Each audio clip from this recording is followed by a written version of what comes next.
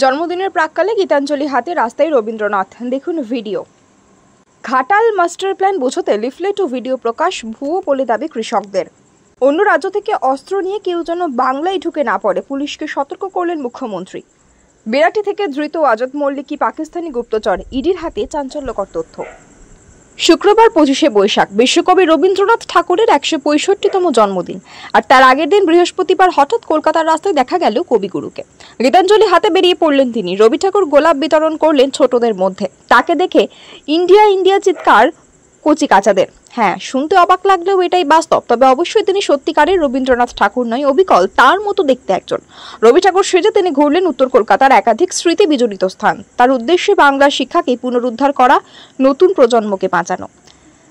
আইএনটিসিউসি সেবা দল পশ্চিমবঙ্গ শাখার উদ্যোগে বৃহস্পতিবার ভারতীয় জাতীয় কংগ্রেসের প্রথম সভাপতি উমেশ চন্দ্র বন্দ্যোপাধ্যায়ের বাড়ির কাছে 262 চিত্তরঞ্জন এভিনিউমে একদল মানুষ জমায়েত করে।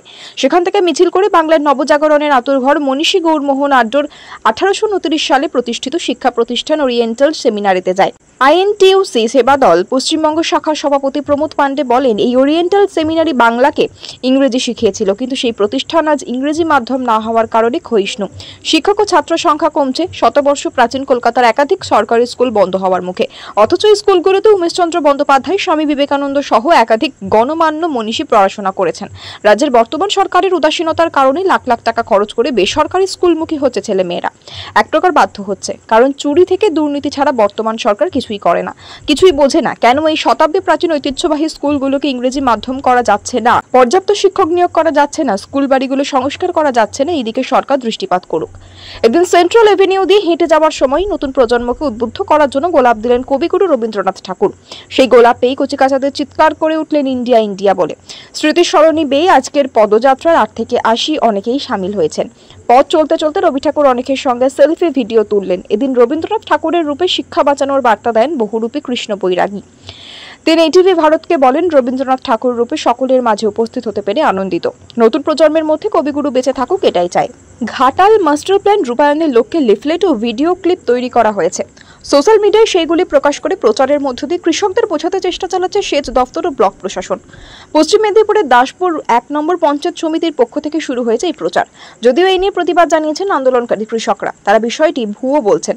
প্রসঙ্গত, ঘাটাল মাস্টার প্ল্যানের বাস্তব রূপ দিতে 500 কোটি টাকা বরাদ্দ করেছে রাজ্য সরকার। প্রাথমিক পর্যায়ে ঘাটাল মাস্টার প্ল্যানের কাজ শুরু হয়েছে। মূলত মোট 12টি পর্যায়ে ঘাটাল মাস্টার প্ল্যানের কাজ শুরু হবে। তার মধ্যে একটি পর্যায় হলো দাসপুরের চন্দ্রেশ্বর খাল সম্প্রসারণ ও খনন। চন্দ্রেশ্বর খাল সম্প্রসারণের জন্য কেনা হবে জমি, তবে জমি দিতে নারাজ দাসপুরের কৃষকেরা। তাই ঘাটাল মাস্টার প্ল্যানের কাজ শুরু হতেই দাসপুর ও ঘাটালে কৃষক ও ব্যবসায়ীদের আন্দোলন শুরু করে। উল্লেখ্য, ঘাটালে মূলত শিলাবতী নদীর জলে প্লাবিত হয় বিস্তীর্ণ এলাকা। সেই শিলাবতী নদীর জল ঘাটাল শহর হয়ে 45 কিলোমিটার ঘুরপথে রূপনারায়ণ নদীতে গিয়ে পড়ে। দাসপুরের বৈকুণ্ঠপুর থেকে গুডলি পর্যন্ত চন্দ্রেশ্বর খাল সম্প্রসারণ ও খনন হলেও সহজে, অর্থাৎ 20 কিলোমিটারের মধ্যেই শিলাবতী নদীর জল গিয়ে পড়বে রূপনারায়ণে। এর ফলে শিলাবতী নদীর জলের চাপ কমবে। একইভাবে ঘাটালেও আন্দোলন শুরু করেছেন শিলাবতী নদীর পশ্চিম পাড়ের ব্যবসায়ী থেকে কৃষকেরা। মহকুমা প্রশাসনের দাবি, ঘাটালেও স্থানীয় মানুষদের বোঝানোর জন্য লিফলেট ও ভিডিও ক্লিপিং তৈরি করার আবেদন করা হয়েছে। এক কথায় ঘাটাল মাস্টার প্ল্যানের কি রূপরেখা রয়েছে এবং কার্যকর হলে মানুষের কি সুবিধা হবে, সব তথ্য থাকবে এই হ্যান্ডবিল ও ভিডিও ক্লিপে। মহকুমা প্রশাসনের আরও দাবি, অধিকাংশ কৃষক জমি দিতে সম্মতিপত্র সই করেছেন। কিছু কৃষক যারা জমি দিতে চাইছেন না, তাদেরকেও বোঝানো হচ্ছে। আশা করা যাচ্ছে খুব শীঘ্রই সকলেই জমি দেওয়া সম্মতিপত্রে সই করবেন। এ বিষয়ে প্রশাসন থেকে স্পষ্টভাবে জানিয়ে দেওয়া হচ্ছে, জোর করে কোনো কৃষকের জমি নেওয়া হবে না। পাশাপাশি উপযুক্ত ক্ষতিপূরণ দিয়ে কৃষকদের কাছ থেকে জমি নেবে এই সরকার। সাম্প্রতিক পরিস্থিতিতে পশ্চিমবঙ্গের সীমানায় নজরদারি আরও কড়া নির্দেশ দিলেন মুখ্যমন্ত্রী মমতা বন্দ্যোপাধ্যায়। তার সতর্কবার্তা, ভিন রাজ্য থেকে কোনোভাবেই অস্ত্রশস্ত্র কেউ ঢুকে পড়তে না পারে। বৃহস্পতিবার নবান্ন বাজারদার নিয়ে বৈঠকের মাঝে তিনি নিয়ে সতর্ক করেন রাজ্য পুলিশ ও প্রশাসনের শীর্ষ আধিকারিকদের। মুখ্যমন্ত্রী বলেন, বর্ডারগুলো সবাইকে ভালো করে নজর রাখতে হবে, কেউ অস্ত্রশস্ত্র নিয়ে যেন ঢুকতে না পারে। একইভাবে এই রাজ্য থেকে নিত্য প্রয়োজনীয় সামগ্রী যাতে অন্যত্র চলে যেতে না পারে।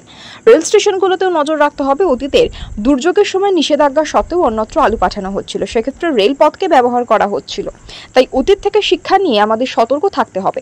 মুখ্যমন্ত্রীর কথায়, কালোবাজারি বরদাস্ত নয়। কালোবাজারি কেউ করলে তার সমস্ত জিনিসপত্র সরকার সিজ করে নেবে। আমার চাই না কেউ কালোবাজারি করুক। এদিন ডিএম এসপিদের সতর্ক থাকার নির্দেশ দিয়েছেন মুখ্যমন্ত্রী। পুরবাজার গলিতেও নজর রাখার কথা বলছেন তিনি। পুরবাজার গলিকে নিয়ে রাজ্যের পুরমন্ত্রী ফিরহাদ হাকিমকে একটি বৈঠক করার নির্দেশ দিয়েছেন মুখ্যমন্ত্রী। মুখ্যমন্ত্রী বলেন, সবাইকে নিজের দায়িত্ব পালন করতে হবে। সাধারণ মানুষের অসুবিধা হলে আমি কিন্তু কাউকে ছাড়বো না। মানুষের যাতে কোনো অসুবিধা না হয় সেদিকে লক্ষ্য রাখা আমাদের দায়িত্ব। আমরা থেকে শুরু করে মন্ত্রী ও মিউনিসিপ্যালিটিগুলোকেও তাই সতর্ক থাকতে হবে, এটা সকলেরই দায়িত্ব। এরপরই মুখ্যমন্ত্রী সীমানা সুরক্ষিত করার বিষয়টি উল্লেখ করেন। সীমান্ত থেকে যাতে কোনোভাবেই বর্তমান পরিস্থিতিতে অস্ত্র ঢুকতে না পারে সেজন্য সতর্ক থাকতে হবে বলে প্রশাসনকে নির্দেশ দিয়েছেন। বিরাটে ধৃত আজাদ মল্লিক কি পাকিস্তানি গুপ্তচর? এরই জিজ্ঞাসাবাদে উঠে এসেছে একাধিক চাঞ্চল্যকর তথ্য। সেখান থেকেই তৈরি হয়েছে এই সন্দেহ। তাই তাকে জিজ্ঞাসাবাদ করতেই আরও 5 দিনের হেফাজতে চেয়ে আদালতে আবেদন করে এনফোর্সমেন্ট ডিরেক্টরেট। নাগরদায়রা আদালতের বিচারক সুকুমার রায়ের এজলাসে দীর্ঘ শুনানিতে তাকে হেফাজতে রেখে আরও জিজ্ঞাসাবাদের প্রয়োজনীয়তা নিয়ে একাধিক ব্যাখ্যাও দেওয়া হয় ইডির তরফে। সওয়াল জবাব শেষে আদালত ইডির আবেদন মঞ্জুর করে। 5 দিনের জন্য আগামী অর্থাৎ 13ই মে পর্যন্ত আজাদ মল্লিকের ইডির হেফাজতে থাকার নির্দেশ দিয়েছেন নগর দায়রা আদালতের বিচারক সুকুমার রায়। ইডি এদিন আদালতে দাবি করেছে প্রায় 20,000 পাতার ডকুমেন্টস পাওয়া গিয়েছে এই পাকিস্তানি নাগরিকের থেকে, যা অন্তত গুরুত্বপূর্ণ বলে মনে করছে ইডি। আদালতে ইডি আরও জানিয়েছে লক্ষাধিক অডিও ভিডিও পাওয়া গিয়েছে, বেশ কিছু হোয়াটসঅ্যাপ চ্যাট রয়েছে যেখানে দেখা গিয়েছে পাকিস্তানি নাগরিকদের সাথে কথা হতো তার। বেশ কিছু চ্যাট পেয়েছে ইডি। টাকা লেনদেনের বিষয়টিও সামনে এসেছে। এরা কারা ছিল, এদের পরিচয় জানতে হবে। আদালতে ইডি জানিয়েছে আজাদের মোবাইলে 20,000-এর বেশি নম্বর পাওয়া গিয়েছে, সেখান থেকে প্রচুর চ্যাট মিলেছে। সেই সমস্ত যোগাযোগের আইএসডি নম্বর খতিয়ে দেখতেই বোঝা গিয়েছে সে পাকিস্তানের নাগরিকদের সাথে নিয়মিত যোগাযোগ রাখত। সেই নম্বরগুলি কি আজাদের পাক হ্যান্ডেলার জানতে চান কেন্দ্রীয় গোয়েন্দারা। বেশ কিছু সন্দেহজনক গ্রুপেও যুক্ত ছিলেন তিনি। উদ্ধার হয়েছে প্রচুর ভয়েস রেকর্ড। কার সঙ্গে কি কথা হয়েছে তা জানতে সেই ভয়েসগুলি ডিকোড করছে ইডি। এই হোয়াটসঅ্যাপ চ্যাট দেখিয়ে আজাদকে জেরা করতে চাই ইডি। এবার তাকে কেন্দ্রীয় গোয়েন্দারা জেরা করেন। গোয়েন্দারা অনেকটাই নিশ্চিত যে পাক গুপ্তচর সংস্থা এসআই এর সঙ্গে সরাসরি যোগ রয়েছে আজাদের। এখনো পর্যন্ত অন্তত 200 জনের ভুয়ো ভারতীয় পরিচয়পত্র তৈরি করে তারই ভিত্তিতে জাল পাসপোর্ট বানান আজাদ। এই সংখ্যাটি 500-তে গিয়ে দাঁড়াতে পারে বলেও ধারণা ইডি আধিকারিকদের।